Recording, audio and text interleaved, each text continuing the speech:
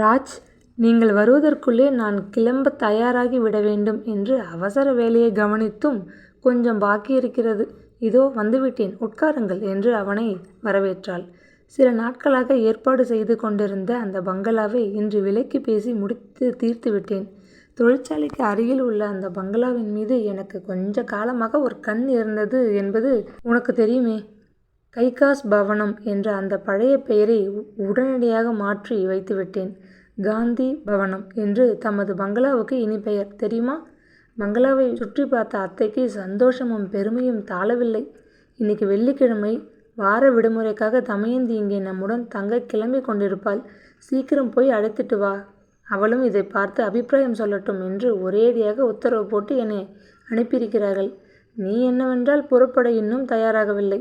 நான் வரும் ஒவ்வொரு தடவையும் நீ இப்படிதான் வேலை வேலை என்று கொஞ்சம் தாமதம் செய்ய தவறுவதில்லை. என்று ஒரே மூச்சில் பேசிவிட்டு எதிரே கிடந்த ஆசனத்தில் அமர்ந்து கொண்டான். நீங்கள் சொந்தமாக பங்களா வாங்கிவிட்டதை பற்றி ரொம்ப சந்தோஷம் ராஜ். உங்களுடைய முன்னேற்றம் எனக்கு மிக்க மகிழ்ச்சி அளிக்கும் விஷயம் என்பதை சொல்லவா வேண்டும்? ஒரு நிமிஷம் பொறுங்கள், வந்துவிட்டேன் என்று மகிழ்ச்சியுடன் பதிலளித்த தமயந்தி மேஜையின் மீது கிடந்த காகித கத்தைகளை எடுத்து உள் அறையில் வைத்து பூட்ட ஆரம்பித்தாள். தியாகராஜன் கைக்குட்டையால் மீண்டும் முகத்தை நாசுக்காக துடைத்து கொண்டான். அதன் நின்று எழுந்த நறுமணம் அறை முழுவதும் வினாடி பொழுதில் வியாபித்து கொண்டதை உணர்ந்த தமயந்தி நெற்றியை சுருக்கி கொண்டு என்று பரிகாச பாவத்தினால் பெருமூச்செறிந்தாள். கலாசாலை படிப்பின் மீது நம்பிக்கை இல்லாத தியாகராஜன் ஹைஸ்கூல் படிப்பிற்கு பிறகு கல்வி ஸ்தாபனங்களுக்கு ஒரு முழுக்கு போட்டுவிட்டு தொழிலில் அமர்ந்து விட்டான். அம்மாள் எவ்வளவோ எடுத்து உபதேசித்தும் ஒரே பிடியாக அவன் கல்லூரிகளை திரும்பி பார்க்க மறுத்துவிட்டான். தமயந்தி கல்வி மீது காட்டிய கருத்திற்கும் எதிராக தியாகராஜனுக்கு அதன் மீது ஏற்பட்டிருந்த அலட்சியம் கல்வியை மிக உயர்வாக மதித்த காந்திமதியின் உள்ளத்தை நோகச் செய்தது வாஸ்தவம். கல்வி என்றால் கலாசாலை படிப்பும் ஒன்றுதான் என்றல்ல. மனிதன் பிழைக்க வழி தெரிந்து கொண்டு அபிவிருத்தி அடையும் எந்த தொழில் திறமையும் ஒரு பெரும் கல்வி என்று அவன் அத்தையிடம் அடிக்கடி தர்க்கம் செய்வான். அதை உண்மை என்று நிரூபிப்பவன் போல் 10 வருஷங்களுக்கு முன்பு தேவநகரில் பிரபலமான இருந்த பென்சில் கம்பெனி ஒன்றில் மாதம் 30 ரூபாய்க்கு ஒரு சாதாரண தொழிலாளியாக சேர்ந்தான். 2 வருஷங்களில் தொழிலில் ஏற்பட்ட தனித்திறமையினால் உதவி மேனேஜர் பதவிக்கு வந்துவிட்டான். தொழிலின் நுட்பங்களை விரைவில் கிரகித்து கொண்டு விட்டதனால் அதிக நாட்கள் அந்த கம்பெனியிலேயே உத்தியோகம் வகிக்காது அதனின்று விலகி கொண்டு சொந்தமாக பென்சில் தயாரிக்கும் தொழிலை ஸ்தாபிக்க துவங்கினான். காந்திமதி அம்மாள் பால் விற்று மோர் விற்று அரும்பாடுபட்டு சேர்த்து வைத்திருந்த 1000 ரூபாய்களை கடனாக வாங்கி கொண்டு தன் தொழிலை முதல் சிறு திட்டத்தில் ஆரம்பித்தான். 4-5 வருஷங்களில் அவன் தயாரித்த காந்தி மார்க் பென்சில்கள் மிகவும் பிரபலமடைந்துவிட்டன. அவனது முன்னேற்றத்திற்கு யுத்த காலமும் ஓரளவு பெரும் உதவி செய்தது. ஒரு சில வருஷங்களில் இந்தியாவில் பல பெரிய நகரங்களில் காந்தி மார்க் பென்சில்களின் பிரான்ச்சு கடைகள் ஏற்பட்டிருந்தன. தியாகராஜன் தனது 30வது வயதில் யாரும் அதிசயக்கூடிய அளவில் தொழிலில் முன்னேறியிருந்தான். வேத நகரில் சொந்தமாக அவனுக்கு 4 பங்களாக்கள் இருந்தன. கொடைக்கானலிலும் பெங்களூரிலும் கோடைக்கால வாசத்தலத்திற்காக 2 பெரும் வீடுகள் வாங்கியிருந்தான். தொழில் அபிவிருத்தியைப் போல் அவனது தோற்றத்திலும் மிகவும் மாறியிருந்தான் என்பதை தமயந்தி நன்றாக உணர்ந்து கொண்டாள். ஆரம்ப காலத்தை போன்று அவன் கதர் சட்டையும் வேஷ்டியும் அணிவதை இப்போது விட்டிருந்தான். மடிப்பு கலையாத சூட், கோட், டை என்று ஆங்கில நாகரிக உடை மீது அவனது கவனம் திரும்பியிருந்தது. தனியாக உயர்ந்த கடையிலிருந்து தருவித்த சிகரெட்டுகளை அவன் பிடிக்க விரும்பினான். வெளியூர் சென்று தங்கினால் மிக பிரபலமான ஹோட்டல்களில்தான் வசிக்க அவனுக்கு பிடித்தது. ஆடையில், தோற்றத்தில், பேச்சில் எல்லாவற்றிலும் ஆடம்பரம் துணிந்ததை தமயந்தி கவனித்து கொண்டுதான் இருந்தாள். சின்னஞ்சிறு வயதில் அவளுக்கு சமமாக உட்கார்ந்து கொண்டு பொம்மையை வைத்து விளையாடிய அந்த சிறுவனுக்கும் அர்த்தர் மனம் வீசும் கைக்குட்டையால் முகத்தை துடைத்து கொண்டு தன் முன் வீற்றிருக்கும் உல்லாச பழக்க வழக்கங்கள் நிறைந்த மனிதனுக்கும் எவ்வளவு வித்தியாசம் இருக்கிறது! காலமும் செல்வ நிலையும் மனிதர்களை எவ்வளவு மாற்றி விடுகின்றன என தனக்குள்ளே அதிசயித்த வண்ணம் அவள் தன் காரியங்களை கவனித்து கொண்டிருந்தாள். ஏன் முகத்தை சுளிக்கிறாய் தமா? இந்த மனம் உனக்கு பிடிக்கவில்லையா? காஷ்மீரத்திலிருந்து என் நண்பன் ஒருவன் கொண்டு வந்த கலப்பற்ற ரோஜா அர்த்தர் உனக்காக கொஞ்சம் தனியாக எடுத்து வைத்திருக்கிறேன். என்ன இனிமையான மனம் என்று கூறிய தியாகராஜன் விளையாட்டாக கைக்குட்டையை அவள் முகத்தின் மீது வீசினான். தலையை பின்னுக்கிழுத்து கொண்டு எழுந்து நின்ற தமயந்தி, ராஜ், இத்தனை வயதாகியும் இன்னமும் உங்களுக்கு விளையாட்டு குணம் போனபாடில்லை. யாராவது பார்த்தால் என்னை பற்றி தவறாக எண்ணிக்கொள்வார்கள். சரி, வீட்டுக்கு கிளம்புவோம் என்றாள். தியாகராஜன் பதில் அளிக்காது சட்டென எழுந்து அருகில் வைத்திருந்த தோல் பெட்டியை எடுத்து கொண்டான். தமயந்தி மெல்ல நிதானமாக நடந்து அவன் பின்னால் சென்றாள். ஆடம்பரமாக அவனது ஆடை அலங்காரத்திற்கு முன்னால் தமயந்தியின் தோற்றத்தின் எளிமை பன்மடங்காக காணப்பட்டது. வெண்ணிற மில் புடவையும் அதற்கேற்ற சிவப்பு நிற சோழியையும் அன்று அவள் அணிந்து கொண்டிருந்தாள். கழுத்திலே மெல்லியதொரு பொன் சங்கிலியும் கைகளில் ஒரு வளையலும் தான் அவள் அணிந்திருந்த ஆபரணங்கள். நெற்றி மீது காற்றுடன் மோதிக்கொண்டு தவழ்ந்த தன் சுருண்ட கூந்தலை பின்னால் மடித்து கட்டியிருந்த முறை அவள் தன் தலை அலங்காரத்தை பற்றி அதிகம் சிரத்தை காட்டவில்லை என்று அறிவித்து கொண்டிருந்தது. பழகியவர்களும் தமயந்தியுடன் அவளது நடையை கூர்ந்து கவனிப்பவர்களுக்கு மட்டுமேதான் அவளது கால்களின் ஒன்று ஊனமானது என அறிந்து கொள்ள முடியும். தரை மீது புரளும் அளவு புடவையை மிகவும் தாழ்வாக அவள் உடுத்தியிருந்தாள். வியாதியால் நலிந்திருந்த அவளது பாதத்தை யாரும் சுலபத்தில் கண்டுகொள்ள இயலாதிருந்தது. மிகவும் நிதானமாகவும் சாமர்த்தியமாகவும் அவள் நடந்ததனால் வலது காலை சற்று தூக்கி அந்த பக்கம் சாய்த்து நடந்ததை முதலாக அவளை காணும் யாரும் புரிந்து கொள்ள முடியாதபடி அவள் தன் ஊனத்தை மறைத்து கொண்டாள். காரில் தன் அருகே அமர அவளுக்கு உதவி செய்துவிட்டு டிரைவர் ஆசனத்தில் வந்து உட்கார்ந்து கொண்டான் தியாகராஜன். உனக்கு இன்று நான் கொடுக்கப் போகும் பரிசை நீ கட்டாயம் ஏற்க மறுக்கக்கூடாது. ரோஜா அர்த்தர் சீசாவை மறக்காமல் நீ என்னிடமிருந்து பெற்றுக்கொள்ள வேண்டும் என்று கொஞ்சம் அதட்டலாக கூறிய தியாகராஜன் காரை தன் பங்களாவை நோக்கி செலுத்தி கொண்டு போனான். ராஜ், நான் அர்த்தர், சென்ட் போன்ற வாசனை திரவியங்களை உபயோகிப்பதில்லை என்பது உங்களுக்கு தெரிந்த விஷயம்தானே. ஏன் இந்த சிரமம் உங்களுக்கு என்றால் பதிலுக்கு, இந்த முறை நீ என் பரிசை நிராகரித்தால் எனக்கு மிகவும் கோபம் ஏற்படும் தமா. அத்தை அவர்கள் புகழ்வது போல் உன்னிடம் பல நல்ல குணங்கள் இருந்தாலும் ஒரு பெரிய கெட்ட குணமும் கூடவே இருக்கிறது. உன்மேல் இருக்கும் அன்பால் அத்தை கண்களுக்கு அது புலப்படுவதே இல்லை என்று சீற்றத்துடன் தியாகராஜன் கூறிவிட்டு காரை வேகமாக செலுத்தி கொண்டு போனான். சிறு கோபத்திற்கு கூட அவனது முகம் ரத்தம் போல் சிவந்து போவதை வேடிக்கை பார்த்து கொண்டே வீற்றிருந்த தமயந்தி, அது என்ன கெட்ட குணம், அதை சொல்லுங்கள், அறிந்து என்னை திருத்திக் கொள்ள முயற்சிக்கிறேன் என்றால் பரிகாசமாக. திருத்திக் கொள்வது என்பது முடியாத காரியம். அது உன் இரத்தத்திலே ஊறி உடம்புடன் லயித்து கிடக்கிறது என்றான் அவன் கோபத்துடன். மேலே அவன் என்ன கூறப்போகிறான் என்பதை விரைவில் உணர்ந்து கொண்ட தமயந்தி பதில் பேசாது அவன் முகத்தை கனிவுடன் பார்த்து கொண்டு இருந்தாள். சமீப காலத்தில் அடிக்கடி அவனை சந்திக்க நேர்ந்த பொழுதெல்லாம் தியாகராஜன் அவள் மீது சுமத்திய அந்த குற்றச்சாட்டு அவளுக்கு புதியதே இல்லை. அடிக்கடி கேட்டு பழக்கப்பட்டதனாலும் அன்றைய தினம் அவள் மனம் அவனது கடும் மொழிகளை கேட்டு சிறிது வருந்தத்தான் செய்தது. தியாகராஜன் வெகு நாட்களாகத்தான் அடக்கி வைத்திருந்த பலவற்றையும் கோபம் தணியாத குரலில் மேலே படபடப்பாக பேசலுற்றான். பிரம்மாண்டமான பங்களா, நினைத்த இடம் செல்ல சௌகரியம் நிறைந்த கார்கள், ஏவியதை செய்ய வேலைக்காரர்கள் என பல அனுகூலங்கள் இருந்தும் நீ எங்களுடன் வசிக்க மறுத்து இந்த ஆசிரமத்திலேயே தங்கியிருப்பது உனக்கு நன்றாக இருக்கிறதா என்று யோசித்துப்பார். என் விஷயத்தில் உனக்கு ஏன் இந்த வேற்றுமை? நான் உனக்கு அந்நிய மனிதனா அல்லது அத்தைதான் உனக்கு வேறு மனுஷியா?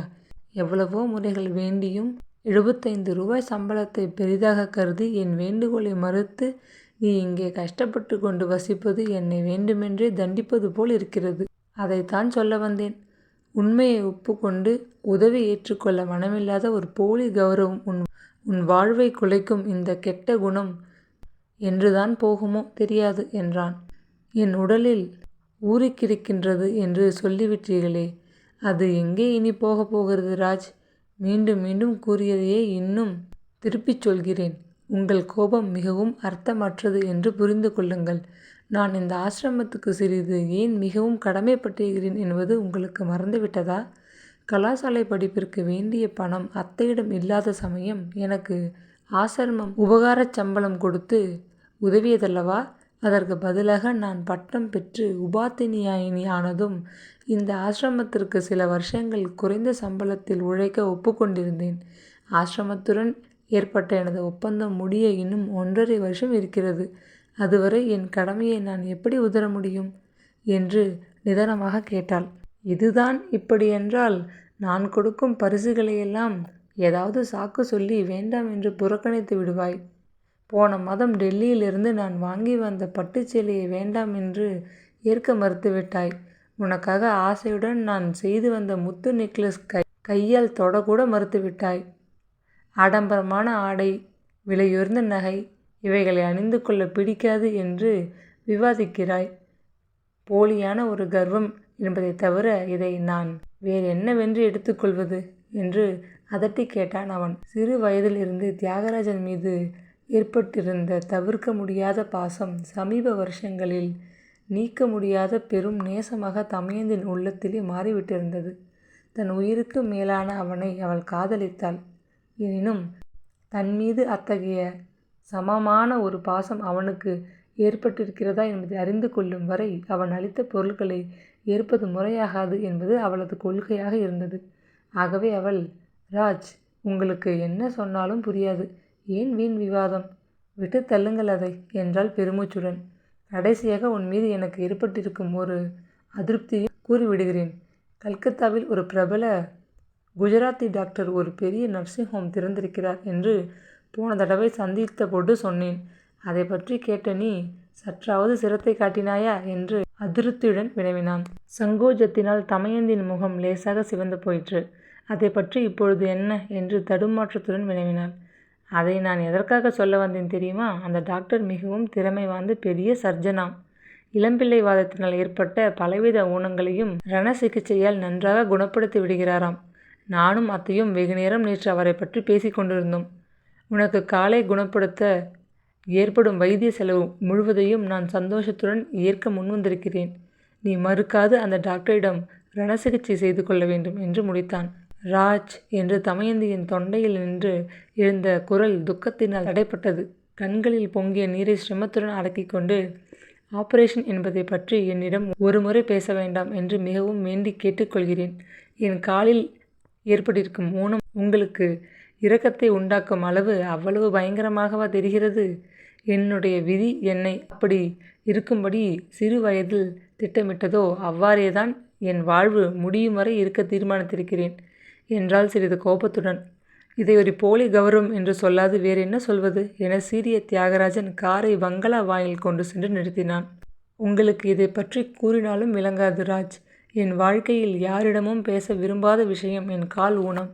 அதை யார் பேசினாலும் என் மனம் எப்படி துக்கத்தில் துடிக்கும் என்பதை உங்களால் உணர முடியாது. சிறு வயதிலிருந்து நான் இதை பற்றி எண்ணி எண்ணி உள்ளம் நெய்ந்து போயிருக்கிறேன். ஆகவே ஊனம் என்னும் விஷயம் என் உள்ளத்திலே ஆறாத ஒரு புண். ராஜ், என்னை வெகுவாக அறிந்த தாங்கள் கூட அதை பற்றி பேசி என் மனதை புண்ணாக்குகிறீர்கள். இது தர்மமா என்று திணறியபடி கேட்ட தமயந்தி தன் இரு கரங்களாலும் முகத்தை மூடிக்கொண்டு விம்மி விம்மி அழத் துவங்கினாள். ஒரு சமயம் ஊனம் என்ற காரணம் பற்றி தியாகராஜன் தன்னை நேசிக்கவில்லையோ என்ற ஒரு சந்தேகம் அவள் உள்ளத்திலே எழவே அவள் மனம் அந்த வேதனையையும் அவமானத்தையும் தாளாது குமுறியது.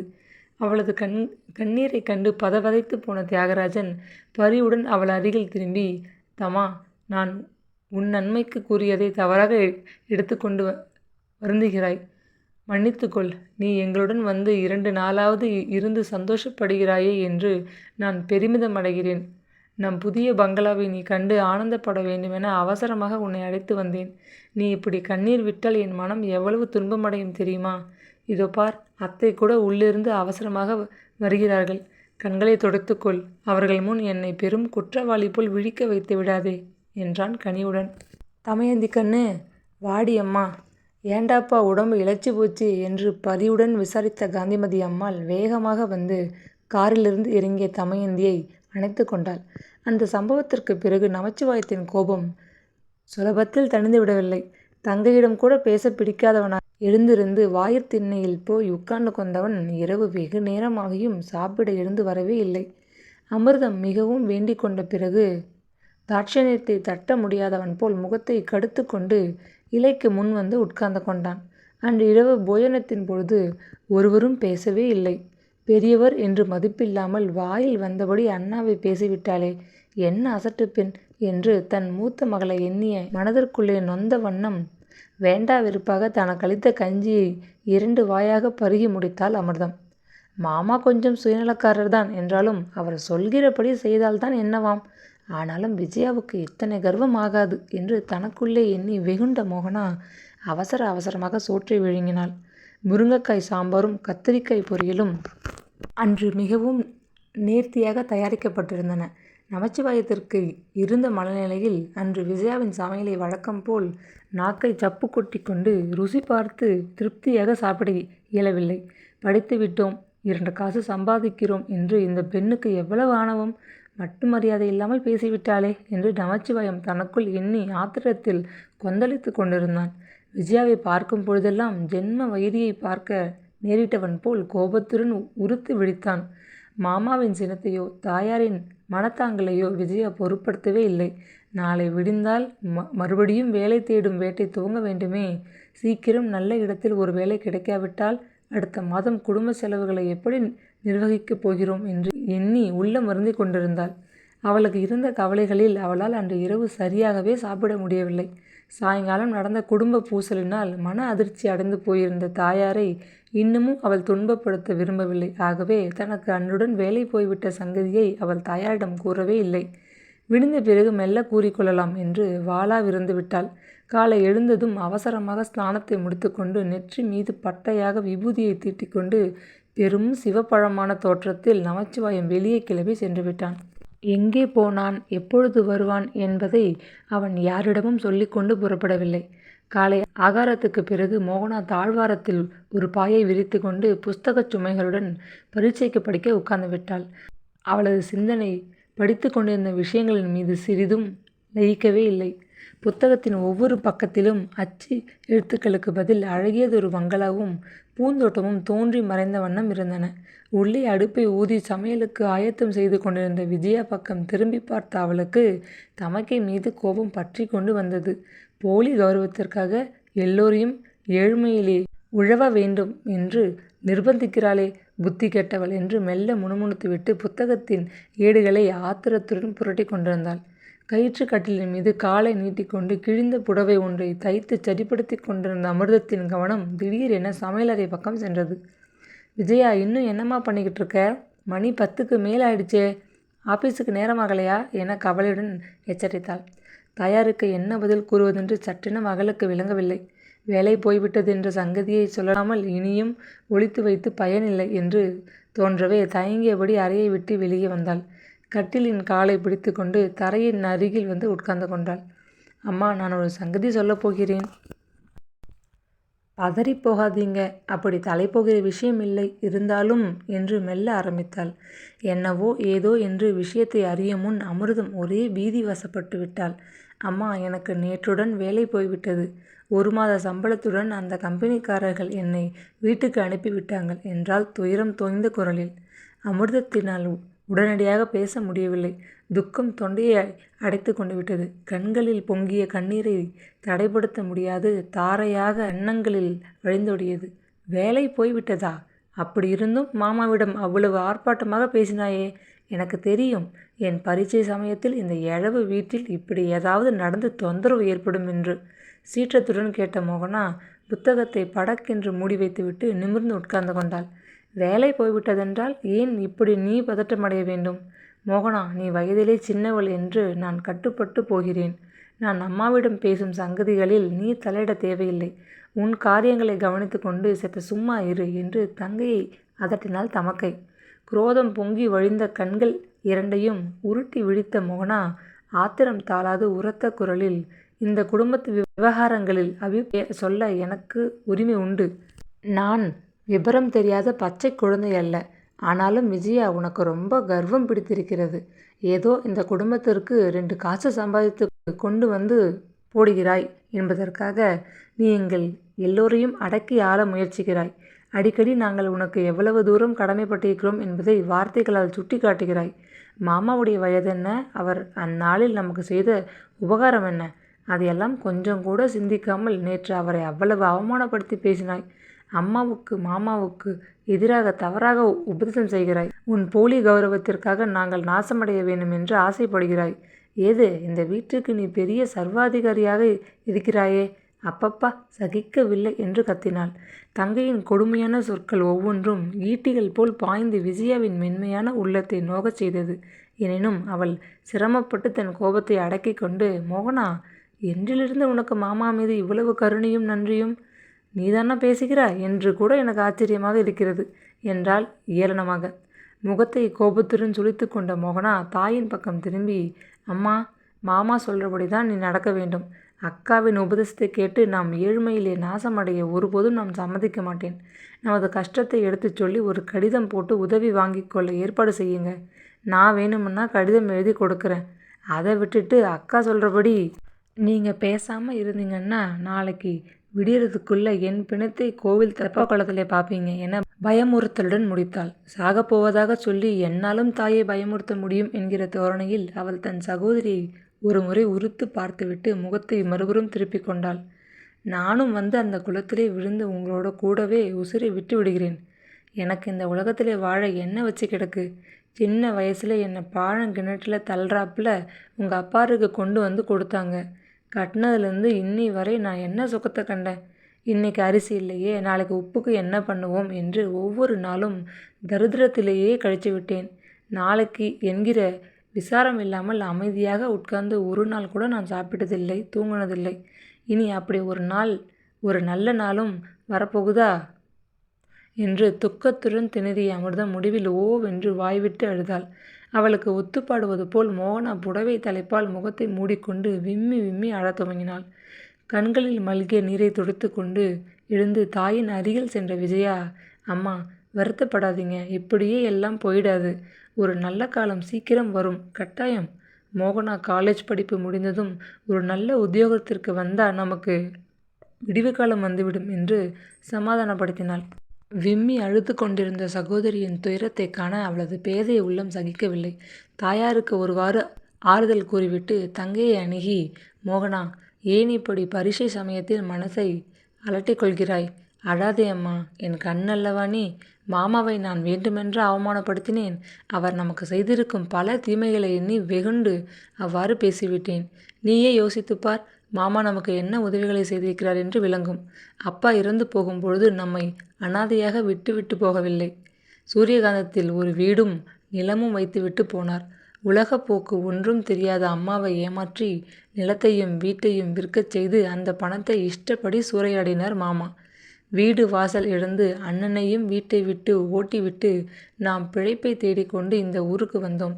இருக்கிற 1-2 நகையையும் விற்று ஒரு வீட்டை வாடகைக்கு எடுத்துக்கொண்டு குடும்பத்தை நிர்வகிக்கும் நிமித்தம் அம்மா இட்லி சுற்றி விற்று வாழ்க்கை நடத்த வேண்டி வந்தது. தங்கை தெரு தெருவாக இட்லி கூடையை தூக்கி கொண்டு நடக்கிறாளே என்று ஒரு நாளாவது மாமா அனுதாபப்பட்டிருக்கிறாரா? பெண் பிள்ளை, நீங்கள் பாடுபட்டு உழைக்க வேண்டாம், வீட்டில் இருங்கள், நான் சம்பாதித்து போட்டு உங்களை காப்பாற்றுகிறேன் என்று ஒரு முறை மரியாதைக்காவது ஒரு வார்த்தை சொல்லியிருப்பாரா? எவ்வளவோ கஷ்டத்தின் நடுவில் உபகாரச் சம்பளம் வாங்கி நாம் இருவரும் படித்தோம். ஒரு புத்தகமோ அல்லது ஒரு பென்சிலோ வாங்கி நமக்கு படிப்புக்கு சிறு உதவி செய்யாவிட்டாலும் மாமா நமது கல்விக்கு எவ்வளவு முட்டுக்கட்டையாக இருந்தார். ஏன் இன்னமும் அவ்வாறு தான் இருக்கிறார். அம்மாவுக்கு இல்லாத தவறான யோசனைகளை சொல்லிக் கொடுக்கிறார். அம்மாவின் கூட பிறந்த சகோதரன் என்பதற்காக நான் இவ்வளவு தூரம் பொறுமையாக அவரது துஷ்ட காரியங்களை சகித்து கொள்கிறேன். இல்லாவிட்டால் எனக்கு வரும் கோபத்தில் என்று கூறிவிட்டு பல்லை கடித்தாள். கண்ணீரை துடைத்து கொண்ட மோகனா தன் சகோதரியுடன் பேச பிடிக்காதவள் போல் புத்தகத்தை கையில் எடுத்துக்கொண்டு தலையை குனிந்து கொண்டு வாசிப்பது போல் பாவனை செய்யவே விஜயா எழுந்திருந்து உள்ளே சமையலை கவனிக்கச் சென்றாள். இந்த சம்பவத்திற்கு பிறகு சில தினங்கள் குடும்பத்தில் பயங்கரமானதொரு மௌனம் நிலவியது. ஒவ்வொருவரும் எந்திரம் போல் அவர்கள் காரியங்களை கவனித்து கொண்டிருந்தனர். நகரத்தில் உள்ள பிரபலமான பல ஸ்தாபனங்களிலும் விஜயா முயற்சி செய்து பார்த்துவிட்டாள். யாருடைய சிபாரிசும் இன்றி தானே நேரே சென்று வேலைக்காக பெரிய கட்டடங்களில் 3 மாடிகளையும் கால் கடக்க ஏறி சென்றதுதான் மீதமாக இருந்தது. வேலை காலி இல்லை, எங்களுக்கு தற்சமயம் தேவையில்லை என்ற பதில்கள் தான் அவளுக்கு ஒவ்வொரு இடத்திலும் காத்து நின்றன. அன்று காலை தினசரி பத்திரிகையில் கண்ட ஒரு விளம்பரத்தினால் சிறிது உற்சாகமடைந்த விஜயா சிறிதும் காலதாமதம் செய்யாது விளம்பரத்தில் குறித்திருந்த தாமரைப்பூ காப்பித்தூள் கம்பெனிக்கு விரைந்து சென்றாள். தன்னைப்போல் அதே டைப்பிஸ்ட் வேலைக்கு போட்டியாக வராந்தாவிலே மேனேஜரை காண காத்து கொண்டு பல பெண்கள் உட்கார்ந்திருப்பதைக் கண்டதும் விஜயாவின் உற்சாகம் அதல பாதாளத்தில் விழுந்துவிட்டது. மேனேஜர் அழைக்கிறார் என்று வந்து அழைத்ததும் விஜயா மிகவும் கலக்கத்துடன் அவனை பின்பற்றி சென்றாள். கம்பெனியின் மேனேஜர் என்ற பதவியில் வீற்றிருந்த மனிதனுக்கு சுமார் 30 வயது இருக்கும். பெண்களை முன்பின் பார்த்த இல்லை போல் அவன் விஜயாவை ஏற இறங்க விரைத்து பார்த்துவிட்டு உட்கார்ந்து கொள்ளும்படி கட்டளையிட்டான். அவனது நறுக்கு மீசை, அவன் கண்களில் மிதந்து நின்ற விஷம பார்வை, அவனது பேச்சுக்கள் ஒன்றும் விஜயாவுக்கு பிடிக்கவில்லை. இந்த இடத்தில் வேலை கிடைத்தாலும் பெண்களை பார்வையிலேயே சாப்பிட்டு விடுகிறவன் போல் வெறித்து பார்க்கும் இந்த மனிதனிடம் எப்படி வேலை செய்து கௌரவமாக வாழ முடியும் என்ற கவலையும் அருவருப்பும் ஒருங்கே எய்திய அவள் நெஞ்சு படபடவென்று துடிக்க பதிலுக்காக காத்திருந்தாள். காலையில் வந்த எல்லா பெண்களுக்கும் இங்கே வேலை கிடையாது என்று கூறி அனுப்பிவிட்டேன். ஆனால் உனக்கு அப்படி சொல்ல போவதில்லை. உன்னை பார்த்ததுமே வேலை கொடுத்து உதவ வேண்டும் என்று என் மனதில் இரக்கம் வந்துவிட்டது. பாவம், உனக்கு இந்த வேலை கிடைக்காவிட்டால் உன் குடும்பம் ரொம்ப கஷ்டப்படும் அல்லவா என்று பச்சாதாபத்துடன் பேசிய மேனேஜர் தன் முன் வீற்றிருந்த பெண்ணை அர்த்தம் நிரம்பிய கண்களால் தினுசாக பார்த்தான். குப்பென நெற்றி மீது அரும்பிய வியர்வை துளிகளை கைக்குட்டையினால் துடைத்து கொண்ட விஜயாவுக்கு பயத்தில் எழுந்திருக்கக்கூட சக்தியற்று போய்விட்டது. இவ்வளவு பேர்களுக்கும் இல்லை என்று மறுத்துவிட்டு, உனக்கு இந்த வேலையை நான் மனமோந்து கொடுக்கிறேன், இன்றே வேலையில் சேர்த்து விட்டதாக ஆர்டரில் எழுதிவிடுகிறேன். நீ குடியிருக்கும் தெருக்கோடியில் உள்ள வீட்டில்தான் நான் வசிக்கிறேன். வேலை முடிந்ததும் சாயங்காலம் ஒரு சினிமாவுக்கு போவோம். திரும்பி உன்னை நான் உன் வீட்டில் கொண்டு பத்திரமாக சேர்த்து விடுகிறேன். என்னவோ உன்னை பார்த்ததும் எனக்கு மிகவும் பிடித்துவிட்டது என்று கூறிவிட்டு விஷமமாக மெல்லச் சிரித்தான். மின்சாரத்தினால் தாக்குண்டவள் போல் அதிர்ச்சியுடன் விஜயா இடத்தை விட்டு துள்ளி எழுந்து நின்றாள். அவமானத்தினால் அவளது உடல் பதறியது. ஆத்திரத்தில் என்னவெல்லாமோ பேச வேண்டும் என்று வாயை திறந்த அவளால் வார்த்தைகளை சரியாக உச்சரிக்க முடியவில்லை. ஐயா, அக்கா தங்கைகளுடன் பிறந்திருந்தால் நீங்கள் இப்படி பேச மாட்டீர்கள் என்று கூறிவிட்டு அறையை விட்டு வேகமாக வெளியே வந்தாள். உத்தியோகத்திற்கு என்று கிளம்பும் பெண்களுக்கு எவ்வளவு தொல்லைகள் காத்து நிற்கின்றன என்று தனக்குள் எண்ணி குமுறிய விஜயாவின் கண்கள் இரண்டும் நீரால் மறைக்கப்பட்டன. தன் துயரத்தை யாரும் அறிந்து கொள்ளக்கூடாது என்ற சங்கோஜத்தினால் தலையை குனிந்து கொண்டு மாடிப்படிகளில் மெல்ல தட்டு தடுமாறி இறங்கி வந்து கொண்டிருந்தாள். அது சமயம் புத்தம் புதியதொரு கார் கம்பெனி வாயிலில் வந்து நின்றது. கம்பெனி முதலாளி திடீரென்று மேற்பார்வை செய்ய வந்துவிட்டார் என்பதை மின்னல் பொழுதில் புரிந்து கொண்ட டவாலி சேவகன் ஒரு பெரிய சலாம் போட்டு விரைந்து ஓடி காரின் கதவை திறந்தான். டக் டக் என பாதரசையை ஓசை செய்து கொண்டு மிகவும் மிடுக்காக மாடிக்கு விரைந்து கொண்டிருந்த முதலாளியின் கண்களில் எதிரே வந்து கொண்டிருந்த பெண்ணின் கன்னத்திலே துளிர்த்து நின்ற கண்ணீர் சற்றென தென்பட்டது. அறையில் போய் உட்கார்ந்து கொண்டதும் சேவகனிடம் அந்த பெண்ணை நான் பார்க்க விரும்புவதாக சொல்லி சீக்கிரம் அழைத்து வா என்று உத்தரவிட்டான். நடந்த விஷயத்தை கூறி முடிக்க விஜயாவுக்கு மிகவும் சங்கோஜமாக இருந்தது. முதலாளி என்று உட்கார்ந்திருந்த அந்த மனிதன் முகத்தை பார்க்க வெட்கியவளாக மேஜை மீது பறந்து கிடந்த அவனது கரங்கள் இரண்டையும் பார்த்து கொண்டு விம்மலுக்கும் கண்ணீருக்கும் இடையே தான் வேலை தேடி வந்த விவரத்தையும் மேனேஜர் கூறியவற்றையும் சொல்லி முடித்தாள். கோபத்தினால் முதலாளியின் முகம் ரத்தம் போல் சிவந்தது. உன் பெயர் என்ன சொன்னாய்? விஜயாவா என்று பதற்றத்துடன் கேட்ட முதலாளி அவளது கன்னத்திலே காணப்பட்ட சிறு காய வடுவை வியப்புடன் உற்று பார்த்தான். ஆமாம் என்று தலையை ஆட்டிய விஜயா கண்களை துடைத்து கொண்டு முதலாக அவனை நிமிர்ந்து நன்றாக பார்த்தாள்.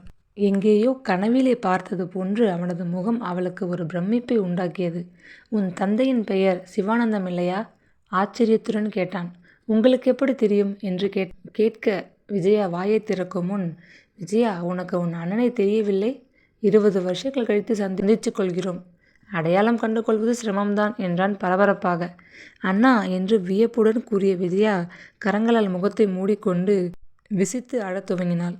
உதவி பெறக்கூடாது என்று பிடிவாதமாக மறுத்திருந்த அண்ணனிடமே வேலைக்கு யாசகம் செய்ய தன்னை கொண்டு வந்து விட்ட விதியின் விபதத்தை எண்ணி அவள் அவமானத்தினால் துடித்து போனாள். சற்று முன் தன்னை துச்சமாக கருதி பேசிய மேனேஜரின் சொற்களை விட அண்ணனிடம் தான் வேலைக்கு யாசிக்க நேர்ந்தது அவளுக்கு பெரும் அவமானமாக இருந்தது.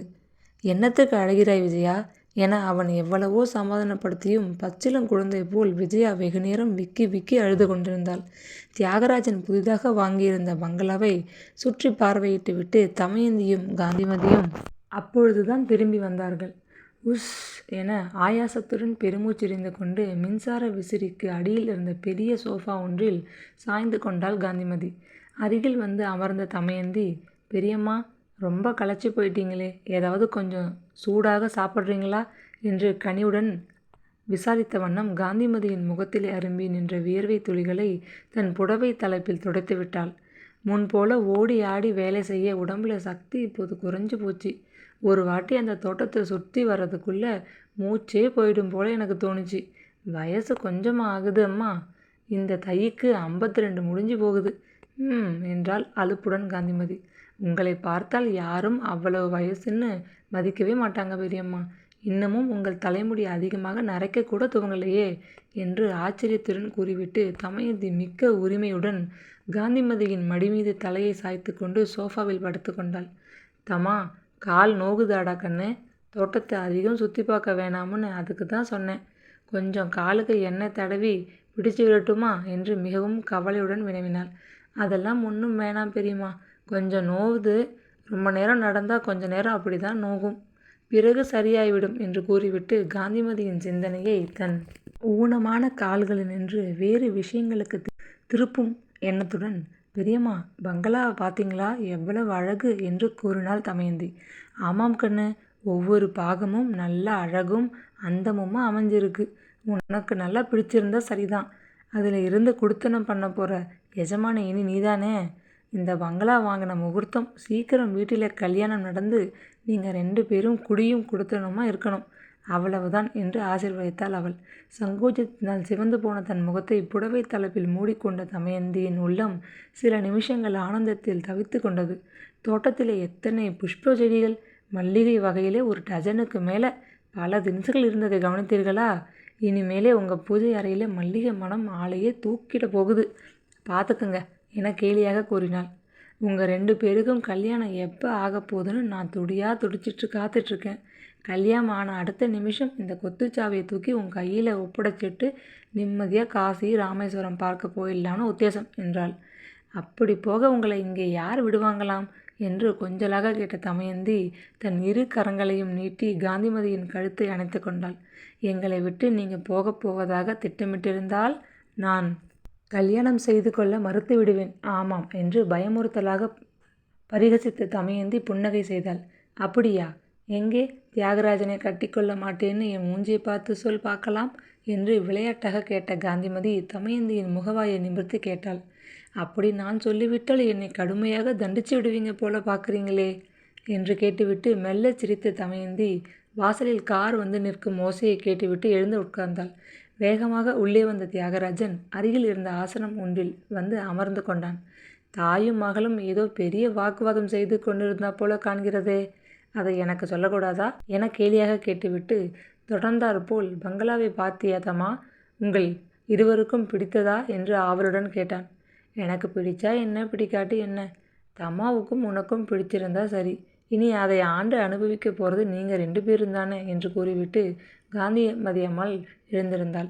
தனக்கு ஏற்பட்ட சங்கோஜத்தையும் ஆனந்தத்தையும் கட்டுப்படுத்த முயன்ற தமயந்தி தரை மீது பறந்து விழுந்த பத்திரிகைத்தாள் ஒன்றை பொறுக்கி எடுக்க முயற்சிக்கிறவள் போல் கீழே குனிந்து கொண்டாள். இதோ உள்ளே போய் நான் ராஜாவுக்கு காப்பி பலகாரம் எடுத்துக்கொண்டு வருகிறேன் என்று கூறிவிட்டு காந்திமதி அம்மாள் அவ்விடத்தை விட்டு எழுந்து சென்று விட்டாள். தம்மா என்ற கனிவு நிறைந்த குரலை கேட்டு திடுக்கிட்டு நிமிர்ந்தாள் அவள். அத்தை சற்று முன் கூறியதை கேட்டாய் அல்லவா? அவர்கள் மனோபீஷ்டமும் என் மனதிற்கு மிகவும் ஒத்ததாக இருக்கிறது. உன் மனதை பற்றி அறிய வேண்டியதுதான் பாக்கியாக இருக்கிறது. புதிய கிரகத்திலே என்னுடைய வாழ்வை புதுமையாகவும் இனியதாகவும் ஆக்க என் வாழ்க்கையில் உற்ற துணைவியாக வேண்டும் என்று உன்னை கேட்டுக்கொள்கிறேன். உனக்கு சம்மதம்தானே என்று கேட்டுவிட்டு அவள் முகத்தை ஆவலுடன் உற்று பார்த்தான். உள்ளமும் உடலும் பரவசமடைந்து போன தமயந்தியால் பேச முடியவில்லை. ஆனந்த மிகுதியினால் அவள் கண்களில் லேசாக நீர் துளிர்த்தது. உணர்ச்சி வசத்தில் நெஞ்சம் படபடக்க பேச முடியாது. உதடுகள் மெல்ல அசைய அவள் மௌனமாக இருந்தாள். என்னத்தம்மா, சம்மதம்தானே என்று வற்புறுத்தும் தோரணையில் கேட்ட தியாகராஜன் ஆசனத்திலிருந்து எழுந்து அவள் அருகில் சென்று அமர்ந்து கொண்டான். இதற்குள் தன் உணர்ச்சிகளை ஒருவாறு கட்டுப்படுத்தி கொண்டு விட்ட தமயந்தி, ராஜ், இந்த தினம் என் வாழ்விலே ஒரு சுபதினம். தங்களை மணந்து கொள்வதை விட பெரும் பாக்கியம் எனக்கு வேறு ஏதேனும் உண்டா? ஆனால் என்று கூறிவிட்டு நிறுத்தினாள். ஆனால் என்றாள். வினவினான் ஆவலுடன் தியாகராஜன். ராஜ், நான் சம்மதம் என்று பூரண மனதுடன் மகிழ்ச்சியுடன் ஒப்புக்கொள்கிறேன். ஆனால் தங்களை மணக்க நான் விரும்புவது தங்களது தற்சமய அந்தஸ்திற்காகவாவது அல்லது தாங்கள் எனக்கு அளிக்கப் போகும் செல்வ சுகத்திற்காகவாவது அல்ல. 20 வருஷ காலமாக தங்களுடன் சிறு வயதிலிருந்து நெருங்கி பழகியதனால் ஏற்பட்ட தவிர்க்க முடியாத அன்பினால் வாழ்வு முழுவதும் தங்களை பிரியாது ஒன்றுபட்டிருக்க ஆசைப்படுகிறேன். இந்த அழிக்க முடியாத உண்மையை என்றாவது தாங்கள் சந்தேகப்பதாக தெரிந்தால் அந்த துயரத்தை தாழ முடியாது என்றால் உணர்ச்சியினால் தடைப்பட்ட மெல்லிய குரலில். அவளது வார்த்தைகளால் மன இலக்கம் எய்திய தியாகராஜன், தமா, உன்னை நான் அறியாதவனா? பல வருஷங்கள் நெருங்கி பழகிய நாம் ஒருவரை ஒருவர் நன்கு அறிவோம் அல்லவா? என்னுடைய குணங்கள், என்னிடமுள்ள குறைகள் எல்லாம் உனக்கு நன்கு தெரியும். அதேபோல் உன்னிடம் உள்ள குற்ற குறைகள், உனது நல்ல குணங்கள் எல்லாம் எனக்கு தெரியும். நாம் ஒருவரை ஒருவர் நன்கு அறிவோம். ஒருவரை ஒருவர் நேசிக்கிறோம். ஒன்றாக வளர்ந்த நம்மை தம்பதியாக்கி பார்த்து மகிழ அத்தையும் ஆசைப்படுகிறார்கள். ஆகவே நம்மை விட பொருத்தமான தம்பதி உலகிலேயே இருக்க முடியாது என துணிவாக சொல்வேன். உனக்கேன் விபரீதமான இல்லாத கவலையெல்லாம் என கேட்டான். நாணம் கலந்த புன்முறுவல் ஒன்று தமயந்தியின் மெல்லிய அதரங்களில் தோன்றி மறைந்தது. ராஜ், நாம் ஒருவரை ஒருவர் அறிவோம். இருந்தாலும் மனம் என்பது காலப்போக்கினால் பல சஞ்சலங்களுக்கு அடிமையாகலாம் அல்லவா? அதனால் என் மன உணர்ச்சிகளை தங்களிடம் ஒலிக்காத ஆரம்பத்திலேயே சொல்லிவிட துணிந்துவிட்டேன். இரண்டாவதாக, ராஜ், தங்களிடம் நான் கேட்டுக்கொள்ள வேண்டியது இன்னொன்று இருக்கிறது. நாம் இருவரும் மிகவும் பொருத்தமான ஜோடி என தாங்கள் அன்பு மிகுதியினால் இப்பொழுது பேசுகிறீர்கள். என்னிடம் உள்ள ஒரு பெரும் குறை தாங்கள் அறிந்ததுதான் என்று கூறிவிட்டு நீர் நிறைந்த கண்களால் அவனை ஏறிட்டு பார்த்தாள். சந்தோஷமாக பேச வேண்டிய இந்த சந்தர்ப்பத்தில் நீ இல்லாத கற்பனைகளினால் மனதை சங்கடப்படுத்திக் கொள்கிறாய் என்று அன்புடன் கடிந்து கொண்டான் தியாகராஜன் பதிலுக்கு. மணந்து கொண்ட பிறகு என்றாவது ஒரு சமயம் என் கால் ஊனம் தங்களுக்கு ஒரு பெரும் குறையாக தென்படுமானால் அதை என்னால் சகிக்கவே முடியாது. நொண்டி என தங்களால் அசட்டையாக கருதப்படுவதை விட நான் மரணத்தையே ஆசையுடன் ஏற்றுக்கொண்டு விடுவேன் என்று கூறிவிட்டு முகத்தை கீழே தாழ்த்தி கொண்டாள் தமயந்தி. மனவெழுச்சி மிக்க அடைந்த தியாகராஜன் மிக அருகில் அமர்ந்து, தமா, கலாசாலையில் படித்தவள், என்னை விட மிகவும் கெட்டிக்காரி, புத்திசாலி என்றெல்லாம் நினைத்து பெருமையாக இருக்கிறேன். மகிழ்ச்சியான இந்த சமயத்தில் சம்மதம் என்று ஒரு வார்த்தையில் உன் மனதை வெளியிட்டு என்னை ஆனந்தப்படுத்த முயற்சிக்காது அசட்டு பெண் போல் கண்ணீர் விட்டு என்னை கலங்கச் செய்கிறாயே, இது நியாயமா என கேட்டான். கண்ணீரை துடைத்து கொண்ட தமயந்தி பதிலுக்கு லேசாக புன்னகை செய்துவிட்டு, ராஜ், நான் என்ன செய்யட்டும்? சிருஷ்டிகர்த்தா சிறு உணர்ச்சிகளை கூட தாழ முடியாது குழைந்து போய்விடும் மென்மையான ஒரு உள்ளத்தை எனக்கு தந்துவிட்டான். அதிக ஆனந்தம் ஏற்பட்டாலும் சரி, அதிக துயரம் ஏற்பட்டாலும் சரி, நான் கண்ணீர் விட்டு அழுது விடுகிறேன் என்று கூறிவிட்டு வெட்கத்துடன் சிரித்தாள். அப்படியானால் என் பாடு மிகவும் சங்கடமானது என்று சொல். உனது கண்ணீர் ஆனந்தத்தை குறிக்கிறதா, துயரத்தை குறிக்கிறதா என்று ஒவ்வொரு முறையும் ஆராய்ந்தறிய ஒரு தனித்திறமை வேறு எனக்கு ஏற்பட வேண்டும் இல்லையா என பரிகாசமாக கேட்டுவிட்டு, இப்பொழுது தற்சமயம் ஏற்பட்ட இந்த கண்ணீர் எதை குறிக்கிறது என்று விளையாட்டாக வினவினான். எல்லையற்ற ஆனந்தத்தை என பதிலளித்த தமயந்தி கன்னங்கள் இரண்டும் சிவக்க பரிவுடன் அவனை நிமிர்ந்து பார்த்தாள். ஒரு தட்டில் பலகாரமும் காப்பியும் எடுத்துக்கொண்டு அது சமயம் மெல்ல வந்த காந்திமதி அருகில் இருந்த மேஜை மீது அதை வைத்துவிட்டு, புது வீட்டுக்கு கிரகப்பிரவேசம் பண்ணினால் இந்த தடவை நம்ம உறவுக்காரர்களை எல்லாம் விடாமல் கூப்பிட்டு கொஞ்சம் விமர்சையாக செய்ய வேணும். நீ நல்லா சௌக்கியமாக இருக்கிறத எல்லோரும் பார்க்கணும் என்று மகிழ்ச்சியுடன் கூறினாள். அத்தை, உங்கள் இஷ்டப்படியே புது வீட்டு கிரகப்பிரவேசத்தை விமர்சையாக கொண்டாடுவோம். கிரகப்பிரவேசத்திற்கு சில மாதங்களில் அந்த வீட்டில் தங்கள் மனம் மகிழும்படி எங்கள் திருமணத்தையும் விமர்சையாக நடத்த உத்தேசித்திருக்கிறேன். சரிதானே என்று கேட்டான் அவன். ஒரு கணம் விஷயம் விளங்காத காந்திமதி சஞ்சலத்துடன் விழித்தாள். அவளை நீண்ட நேரம் கலவரப்படுத்த விரும்பாத தமயந்தி மிகவும் இரகசியமான குரலில், பெரியம்மா, எங்கள் திருமணத்தை பற்றி தான் சொல்கிறார். ராஜ் என்னை மணந்து கொள்ள விரும்பி கேட்டார். நானும் சரி என சம்மதித்து விட்டேன். உங்களுக்கும் சம்மதம்தானே என்றாள். சம்மதத்தை கேட்கிறாயே, இதை விட சந்தோஷமான சங்கதி எனக்கு வேறு என்னம்மா இருக்கு? நீங்கள் 2 பேரும் என்னுடைய 2 கண்கள் போல் அல்லவா? நீங்கள் ஒன்றுபட்டு வாழ்வதை காணுவது என்னுடைய பெரும் பாக்கியமாச்சே என்று ஆனந்தத்துடன் கூறிய காந்திமதி தமயந்தியை இறுக தழுவி கொண்டாள். அதற்கு பிறகு காந்திமதிக்கு திடீரென தன் வயோதிகத்தின் தளர்வு குறைந்து யௌவனம் புத்துயிர் பெற்று மீண்டும் திரும்பிவிட்டது போல் ஒரு தெம்பான உணர்ச்சி ஏற்பட்டது. புதிய வீட்டில் குடிபுகும் வைபவத்தை விமர்சையாக கொண்டாட வேண்டிய முஸ்திப்புகளிலும் வரப்போகும் திருமணத்திற்காக முன்கூட்டியே செய்ய வேண்டிய பல ஏற்பாடுகளிலும் அவள் ஓய்வு ஒழிவின்றி ஈடுபட்டிருந்தாள். கிரகப்பிரவேசத்திற்கு 2 தினங்களுக்கு முன்பாக தமயந்தி லீவு எடுத்துக்கொண்டு வந்திருந்தாள். முன்கூட்டியே பல ஏற்பாடுகளை கவனிக்க தமயந்தியுடன் காந்திமதி புதிய வீட்டிற்கு 2 தினங்களுக்கு முன்பே புறப்பட்டு சென்று விட்டாள். வீட்டை கழுவுவதும் பெருக்கி சுத்தப்படுத்துவதும் ஜன்னல்களுக்கு விதவிதமான வர்ணத்திரை கட்டி அலங்கரிப்பதுமாக இவர்களுடைய பொழுது மிகவும் உற்சாகமாக கழிந்தது. கிரகப்பிரவேசத்திற்கு முந்தைய தினம் காலை அவசரமாக வெளியூரில் ஒரு காரியம் என காரிலே புறப்பட்டு சென்றிருந்த தியாகராஜன் அன்று சாயங்காலம் பொழுது முழுவதும் திரும்பவில்லை. இருட்டி வெகு நேரம் ஆகியும் அவன் வராததை பற்றி தமயந்திக்கும் காந்திமதிக்கும் கவலை தாழவே முடியவில்லை. விடிந்தால் கிரகப்பிரவேசம், ஊர் கூடிவிடும், இந்த பிள்ளையை இன்னும் காணலையே, வழியில் கார் ஏதாச்சும் ஆபத்து ஏற்பட்டு விட்டதோ என்னமோ என்று கவலையுடன் தனக்குள்ளே முணுமுணுத்த காந்திமதி வேலை மீது கவனம் செலுத்த முடியாது உள்ளுக்கும் வாயிலுக்குமாக அடிக்கொரு தடவை நடந்து கொண்டிருந்தாள். இரவு வெகு நேரத்திற்கு பிறகு பழக்கமான ஹாரன் ஓசை கேட்டதும் ஏக காலத்தில் திடுக்கிட்டு ஆவலுடன் தமயந்தியும் காந்திமதியும் எழுந்திருந்து வாயிற் பக்கம் சென்றார்கள். பங்களாவின் வாயிலில் அலங்காரமாக போடப்பட்டிருந்த பந்தலின் முன்னால் வந்து நின்ற காரிலிருந்து இறங்கிய தியாகராஜன் காரின் கதவை திறந்து விட்டு கொண்டு யாருக்கோ காத்திருப்பதைக் கண்ட காந்திமதி ஆவல் தாளாது வாயிற்படிக்கு அப்பால் சென்று எட்டி தலையை நீட்டி உற்று பார்த்தாள். இக்கதையின்